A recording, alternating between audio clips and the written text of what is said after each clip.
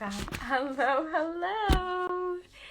Welcome back to our Instagram Live Series. I am so excited to have Greg with us. Let's go live. As we wait for him to join, I'm so happy to have everyone here. Hello, Boo. Hi, baby. I'm so excited. Oh, we look so cute today. I know. Let's. I wish we had like a compare and contrast of how we looked like during our first meeting a few days ago versus now. I know. Like, let's get dressed up. Okay, cool. We were ravaged. We were ravaged by the election, and now the glow up is real. Yeah, like we got some sleep. You know, like. I know. You look so beautiful. Thank you. I didn't sleep last night. I was awake until 3 a.m. So oh my God, you I'm too? Ready. Yes. Ready to live my best life. So, listen. We're here. This is going to be awesome. You know, we've been planning this for the last couple of days, and I'm so excited to introduce my audience to you and for your audience to, like, meet me. Hey, guys, if you're coming from Greg's page. I'm so excited. Greg, tell everyone about you. Like, introduce yourself. Who are you? What you do? Sure. So, thank you so much for having me. I really appreciate it. And for those of you who don't know, Ashanti and I are longtime best friends. Like, I would say almost like 10 years now. Because I was 19. Yeah. I was 19 when I started working. We'll get to that in a minute. But I met Ashanti when I was 19, and so we've been close for 10 years now, and we've come a long way, to say the least. Yeah, but we'll get to our history in a minute. But yeah, I'm an author based in New York. I live in Brooklyn, and my first book, Born to Be Public, came out at the end of August of this wretched year, and try as this year might to thwart any joy, it has been a very happy and joyful time putting this book out into the world. And it's a queer memoir about growing up closeted in central New Jersey and then finding a space for myself in New York City nightlife.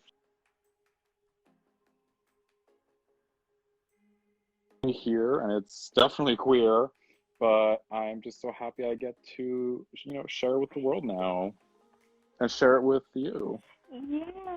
Yes. One day I will write a book and I'll be like, listen, here are all my queer friends. All of us together. It'll be great. Yes. Like, it's going to be fine.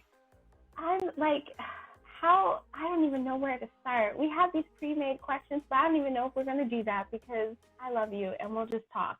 So, like, first of all, how the hell did you be like, okay, I'm going to write a book? Like, where did that, like, inspiration come from? Yeah.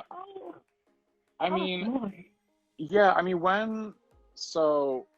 would say, like, the idea for the book came right after I graduated from Hofstra, which is where I went to undergrad. And at the time, like, I just thought it was going to be, I mean, you knew me back when I was, 19 and stuff. I was just I like telling jokes and being over the top, but I didn't really have any, like, focused discipline or, like, any outlet for that discipline. I mean, I had a blog, but who didn't in, like, 2000, 10, 11?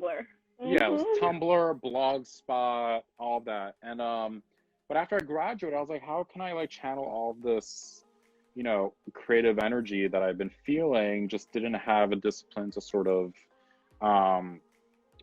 chisel it into what I do now. So this book really started out was supposed to be just a bunch of vignettes and essays and funny stories, but then the more serious I became about the book, the more serious the book became in terms of the work that went into it. And, as I grew up, this book grew up with me. And when I say chiseling, I mean that in terms of, like, you have a bush. I always use this metaphor in my classes, and it's kind of silly, but I call it, like, your creating a topiary. So you have a big bush, it's a big unruly bush, and you're chipping and you're clipping it into this art piece.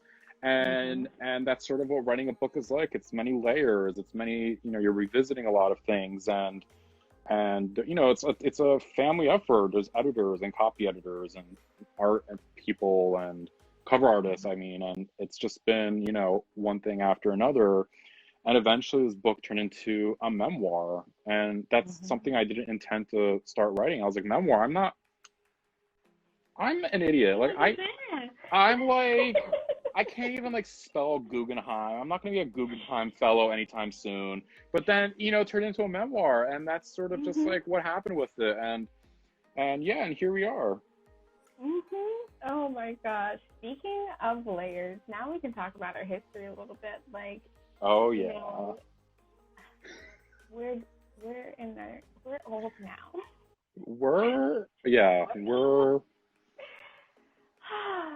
How old were we when we started working at that consignment shop that we won't name the name of the consignment shop because how old were we? We were, hey, how old are you now? You're turning 29. I'm turning 29 next month. Yeah, I turned 29, so we're the same age. We were, I think, 19. Holy yeah, because you were one of the people that trained me. Yeah. So. I don't know why I was in charge of that. Oh my God. Wow. But yeah, so thinking about that time in your life, we were so young. We were young. We weren't even 20 yet. Yeah, I was 19 when I started working there. So you were 18, 19, and then we aged many years, very fast. When you think about that time in your life, that layer, when you were talking about the layers, when you think about that time in your life, who were you compared to who you are now, We were kind of a little bit depressed at this, working in it. We would, those are just the layers I want to get to. I know we're trying to be here's our trajectory into adultish people, but babes, the things that, remember those two lesbians that just walked out with the sunglasses, and we were just they were cute, they can have them.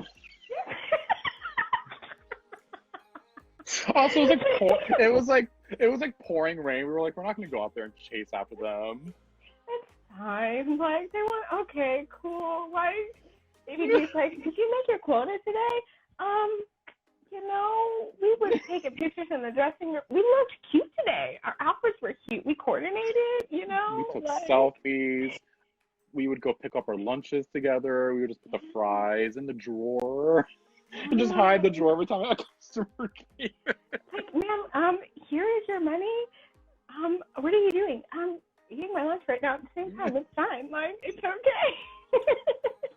Don't question me. If your dollar bill has some grease on it, big deal. Yeah, let me live my best life. Yeah. Fine. I think we were also just trying to figure out, especially at that age, I thought I knew who I was. Does that make sense? I was okay, I have a sense of identity, but then growing up and especially writing this, I realized how identity is not meant to be stagnant. It's always meant to be frenetic and changing. And that's sort of what I realized. I thought back then, I had it all figured out, if that makes sense. I was I'm this brazen queer kid with this, bonkers hair, and that's who I'm going to be forever. And even though a part of that is still true, there's lots of other facets that I've learned about myself throughout the years. And, 19-year-old me is still important because that was someone that I was along the way and continue to retain in some way, shape, or form. But yeah, when I look back, it's also kind of nostalgic. Sometimes I miss those days. But I get we were broke and sad all the time. But but it was simple. I miss going to work and really just hanging out with your friends, if that makes sense. I get now that we have these careers that take a lot of nurturing and discipline and a lot of time. But sometimes I'm oh, I could go back for a day and you know, have fun, like choosing songs to play on Pandora.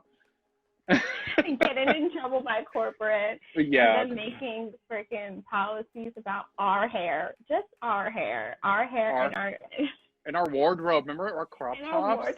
Yeah.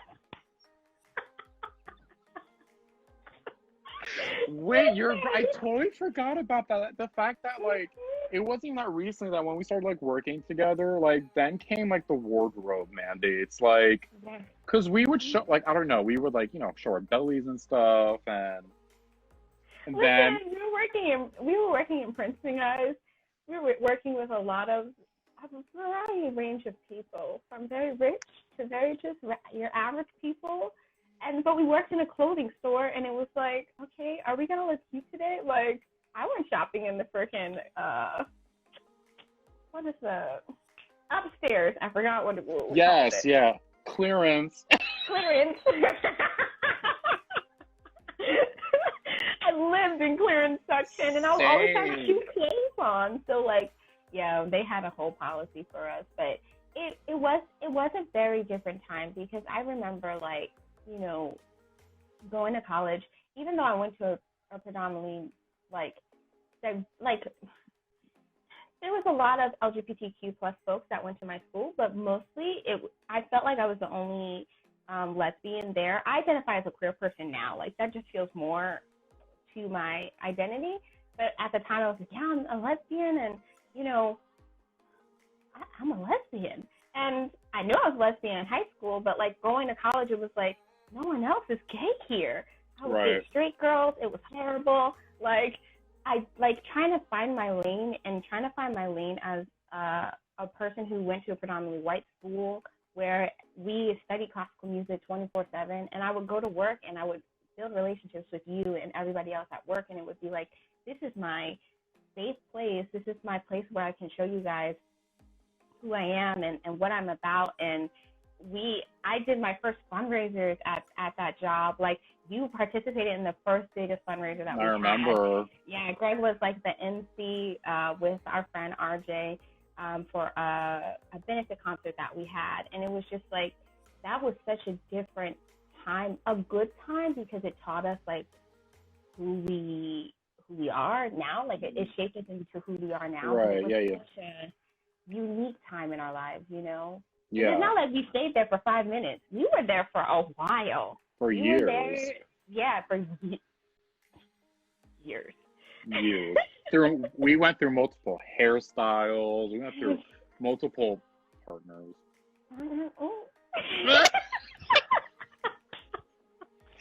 We've been through a lot. Yes. But it's beautiful now to, like, look back on that and say, listen, like, yeah, that was very crazy. That was a very different time. But, like, now you're a whole author. Like, you have literally taken your trajectory and said, okay, I'm going to channel this into something that I'm passionate about. I love writing. I love to, like, put myself out there. I'm freaking hilarious as hell. Like, how can I, like, put this into a little book that can go... Like, I think of it like, Oprah, you get a book, you get a book, you get a book. And, like, look at your life. The fact that your book is in Barnes & Noble in Princeton. You used to sit there and freaking do homework and avoid people. Yes, and that Barnes & Noble specifically, because they had the cafe. Yes, exactly. So it's just like, it's so beautiful. Like, what do you find inspires you the most? Like, we've talked a lot about mental health and, like, we make jokes about it, but, like, getting through that time too was rough. And, like, you know, the last 10 years, like, figuring it out, because it's not like all your friends are authors. Like you've taken your own trajectory. Like, you graduated school, you're like, okay, I'm going to be an author. And it's like, not everyone is pursuing that career path. So how did you go about, like, keeping yourself motivated, inspired, knowing that you were choosing the right path for you? Right. I mean, it wasn't perfect. It's never linear. There's a lot of mess ups and mishaps along the way, but I think it's just a matter of, I guess, I mean, not to be corny, but it really is just like believing in yourself and being like, oh, I'm talented. And like now, like that's a major difference between, if, you know, to go back to that question, is like now I can say like, oh, I'm talented. I deserve this check or what have you. Like back then, like I thought if I said something like, oh, I think I'm a good writer, I'd feel like an imposter, like I'm, what's the word? Like I'm arrogant. But there's a difference between confidence and arrogance. And like now I have the confidence to say, oh, I'm talented and I deserve the success because I worked really, really hard for it. Like, I mean, a lot of people, I think now, a few people who are maybe well versed in the world of publishing or that industry are like, oh, you have a book out, like, you know, the money's flowing to you. And I'm like, I'm still on a family plan, boo. Okay. Like, because again, like your first book is like a business, so you have to invest in it, and hopefully that book is going to carry you to your next book deal and maybe a teaching job or a speaking gig or what have you. But I think when you're sort of putting together a trajectory, it sort of very similarly mirrors that of one of your identity, and it's, you know, it's not clear. There's no how-to guide. There's no self-help guide that will, you know, get you to that place. There's ways to like build different elements to you know, follow that trajectory, but in the end, like you just have to like stick to your guns and just keep going and ask for help when you need it. Like there are times when I wanted to give up, and a lot of those times are in the same time we were like working together at that retail consignment shop. I almost said the name of it, but listen, I came from, when you read the book, like there's a chunk in there on them. Soulless hoes. But I digress.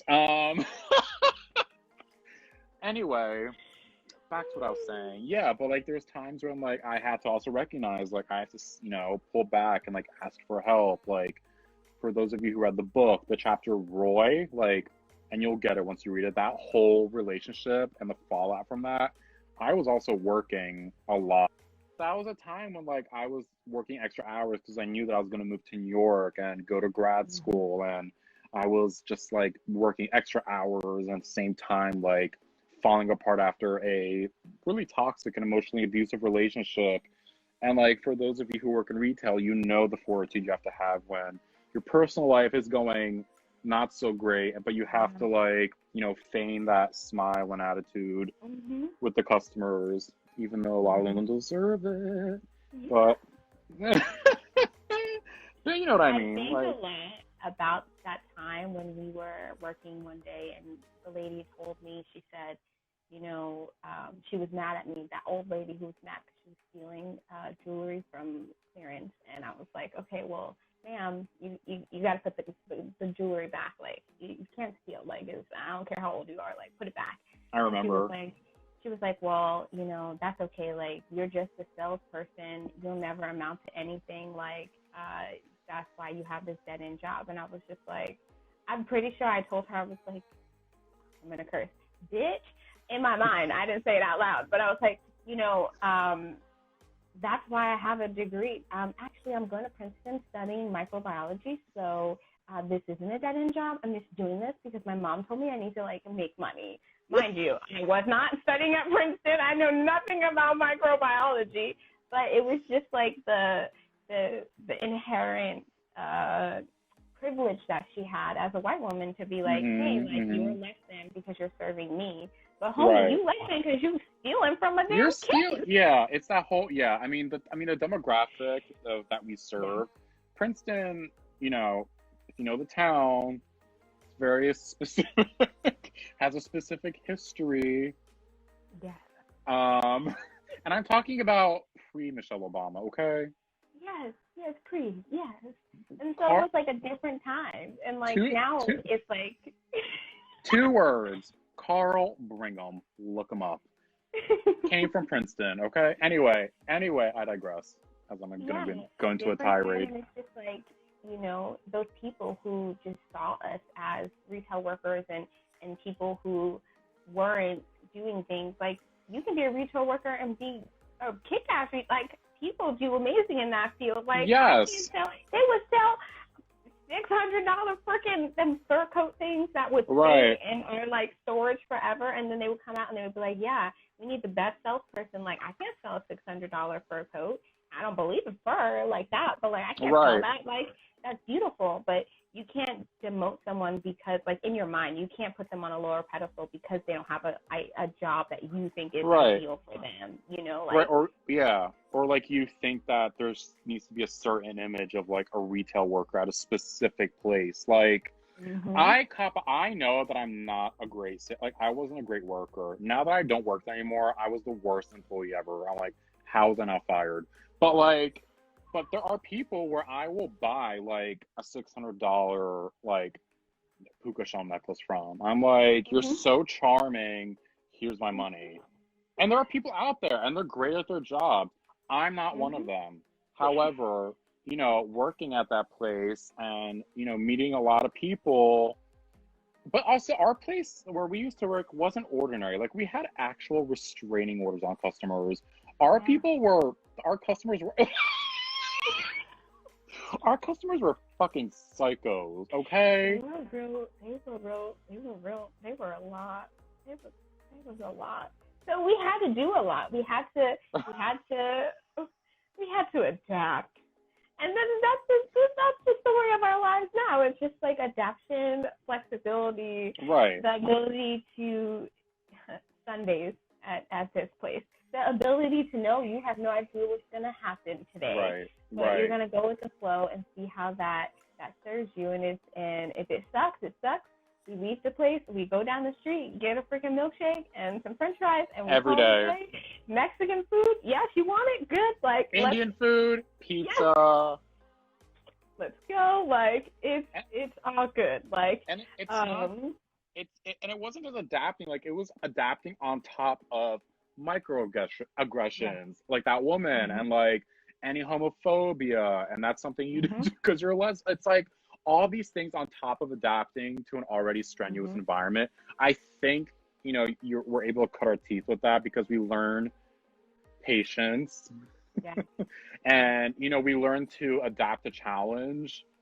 And, you know, for as much fun and like shit talking as we do, I do value our experience there. Not just because I have like friendships of a lifelong variety, which is what my number one takeaway has and always will be, but also I feel like, I mean, also inspired a lot. I mean, the pilot that I wrote, the first act, it starts with the character working at a consignment shop, and and I wouldn't have been able to write that pilot, which got me signed with a management out in LA.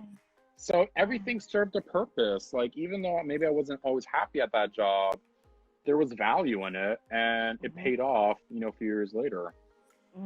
Yeah, exactly. Yeah, I wouldn't trade that time in my life at all, because I honestly got to meet you. I got to do the things that I got to work, and I needed to work to pay for school. I got to work. I got to do my nonprofit work, and I got to like just take myself out of my day-to-day world where everything was always hectic. I mean, working was hectic, but it was different kind of hectic because it was just like I posted. Go ahead. You can clock out. That's the thing. Yeah, you can clock out. You could be like, okay, like, it's over. It's 8 o'clock. Bye. Peace out. I will play that "It's Time for Y'all to Go Home" song on the playlist, and everybody would leave. So, like, it's a different type of chaos. But, you know, I'm wondering, like, what's one thing that you wish you knew before you decided to write a book? I've never, you know, I'm very thankful to have done like a lot of press for this book, but I have been asked that once. So, okay. Katie Couric over here asking me some hardball questions. Okay. What's something I wish I'd known before I started writing a book? I have to take a pause and think about that.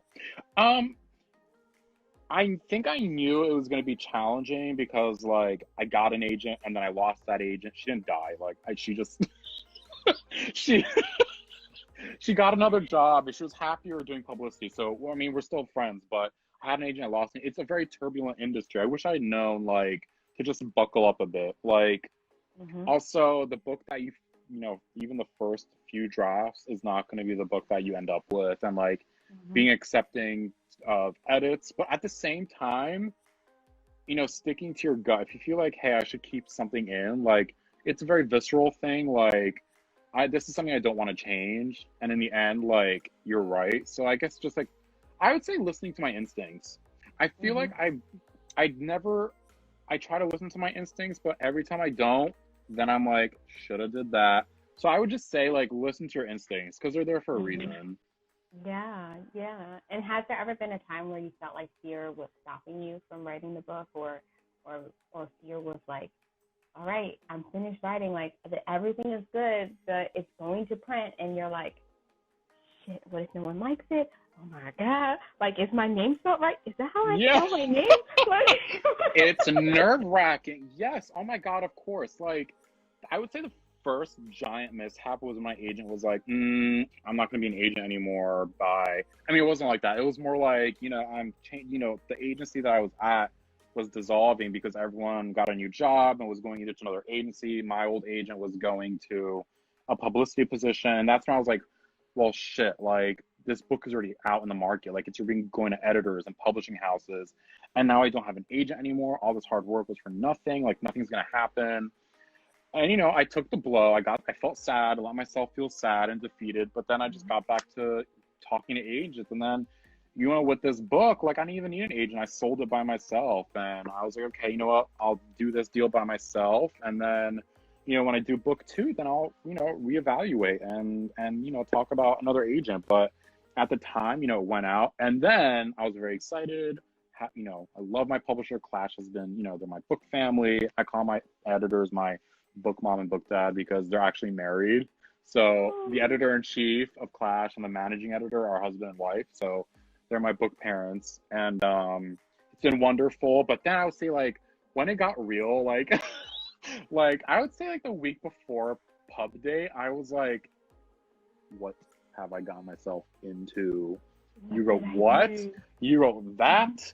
How can you even, like, why would you even write that? Oh my God, your parents are gonna, oh my God, your family's gonna read this. And that's when I was like, is anyone gonna even like this? Is it funny? Because, like, when I was, like, editing, I was like, oh, this is fun and funny. I think people are gonna like this. But then once it's, like, almost where you're like, this is terrible. Like, what I made a mistake. But yeah, there were moments of doubt where I was like, I can't believe this. Like, what have I done? Because it gets very real. Like, once you get this box of books, you're like, oh, it's immortalized in this tangible object. And, but, you know, I just had to remember that what I wrote was, you know, true and me. So, and this is one of the great things I learned. I forget who said it or where I got this from, but if someone said to me, like, if you like what you're writing, then at least one person is going to like what they're reading. And that's always been, like, my guiding light. So yeah, I would say, like, there were 2 moments where I was like, but yeah, I mean, especially now when you're putting a book out in the middle of a pandemic and an election year, like, that was a lot. But I will say it's been, like, my joy this year. Like, I'm sure when it comes to, like, things like joy and, like, things that pay off, like, I feel like you need to be shameless with it. Like, grab onto that joy, embrace it, and, like, really feel it because you deserve it. And, like, I always tell author friends or writer friends, like, you know, post your good news. Like, it doesn't matter when or what, just post it because people want that good news. And you shouldn't let any external things, like, our dictators, you know, that have just recently, you know, will hopefully soon depart the White House. But, like, don't let external things like a pandemic or what have you, yes, like, obviously deserve our attention and our civic responsibilities. But, you know, when you have joy and happiness and your hard work pays off, like, try to relish it, enjoy it, like, no matter what. And then, like, when you look back on, like, a very dark time, you're like, oh yeah, 2020 was really dark, but I also published my first book, and that was a happy time for me. And instead of being this giant blemish in your history, there's, like, a little bit of glimmer and, you know, glitz. And I think everyone should have that. Yeah, and you're allowed to be happy. You're allowed to be happy. Yeah, the only person who says you're not allowed to is, like, yourself. Like, give yourself permission to, like, have that joy. Yeah. That's so beautiful. I love you. I love you.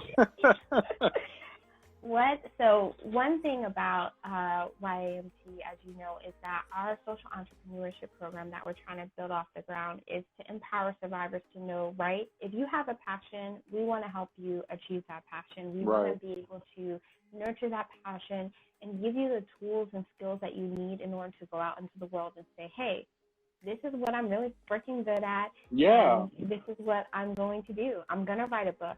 I'm going to start a blog, a food blog. I'm going to be a Fortune 500.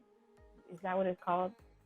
A CEO, bitch. Like, I'm going to be all of these things. Like, I'm going to be amazing. And so, like, one thing that I like to always hear is, what advice would you give to people who want to step out of their comfort zones and take that leap of faith? Because it's not hard, it's not easy, as you said, and it's like allowing yourself to feel the joy. Because creating YAMT, yes, this has been something that I've been creating for years, years, like, and you know that, like, for years. But like, it started in July, and it's like, you gonna start a nonprofit in the middle of the pandemic? You gonna ask for donations? Ain't nobody got a job. Like, like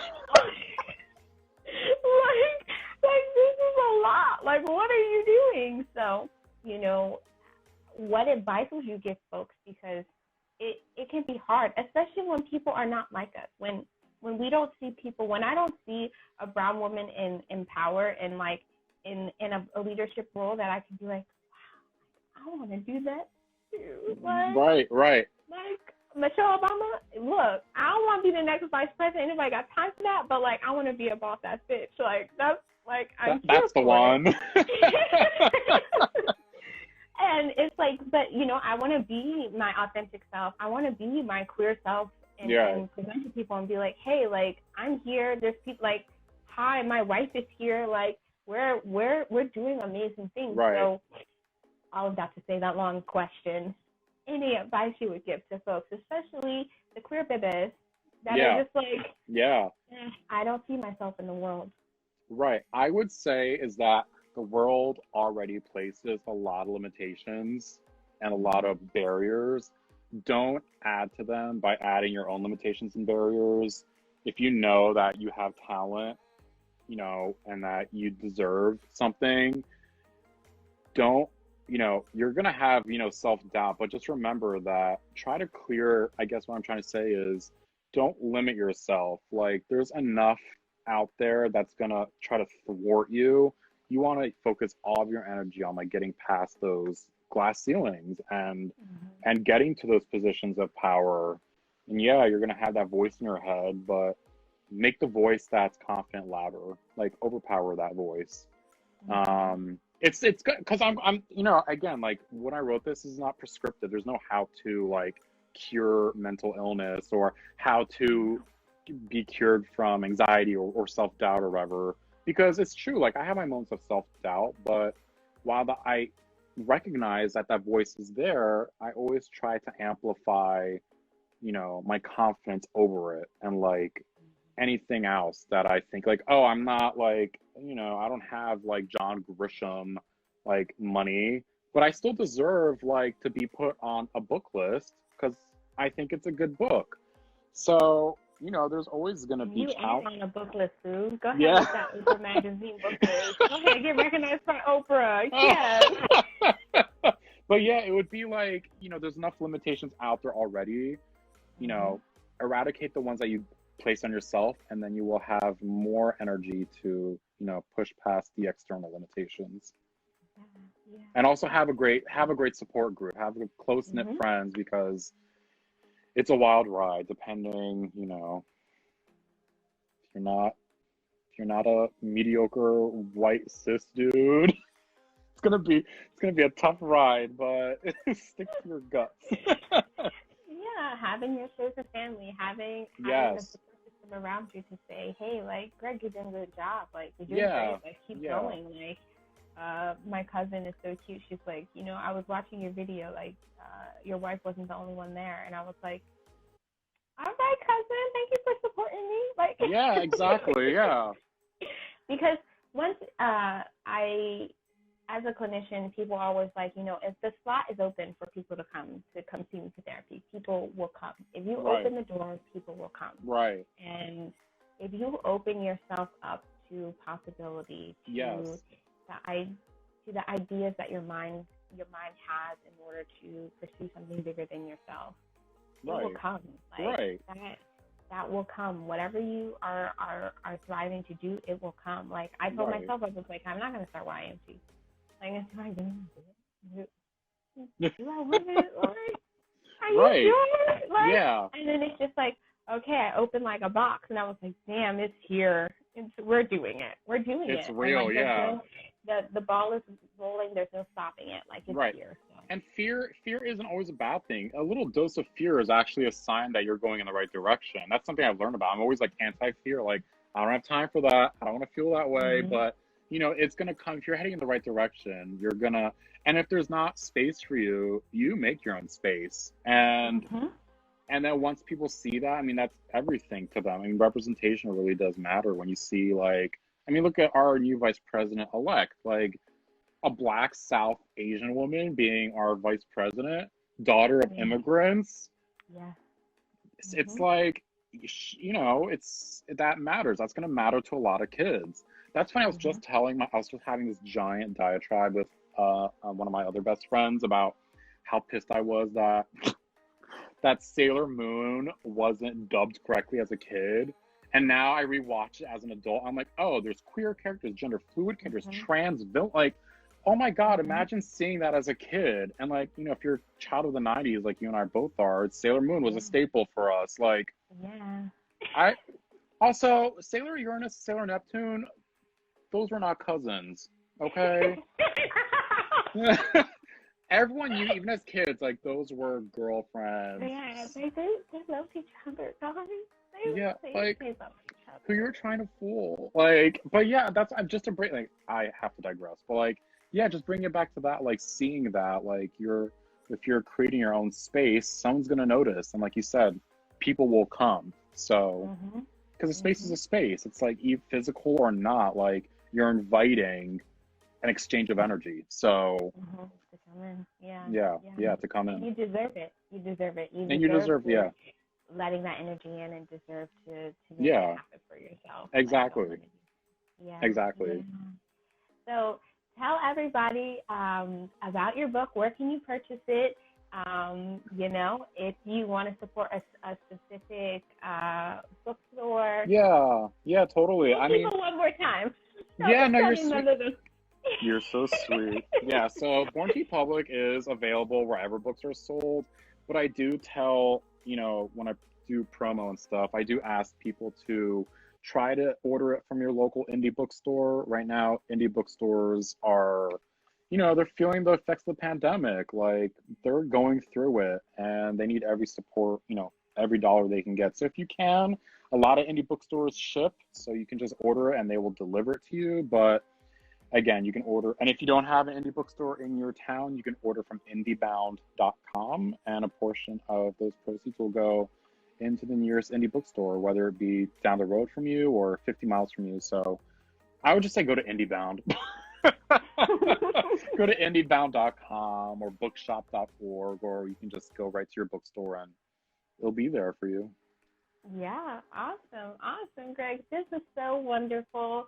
Everyone who's on live and people who will be watching later at a different time on our YouTube or on our Instagram, you'll be able to rewatch this live and get to know Greg a little bit more. He also will be back during the week of November 30th to December 5th for our week leading up to our big fundraiser on the 5th.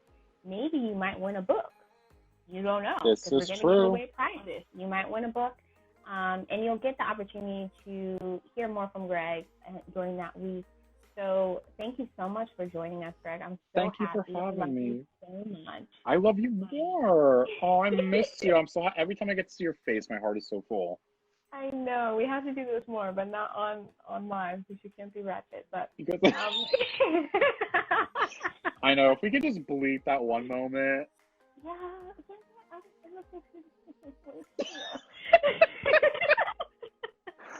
Thanks, Boo. All right. So if anyone has any questions or anything like that, or you want to learn more about YAMT, you can go to www.yamt.org or click the link in our bio, and you'll also be able to check out Greg's stuff by clicking on his profile and all the posts that we'll be posting about him.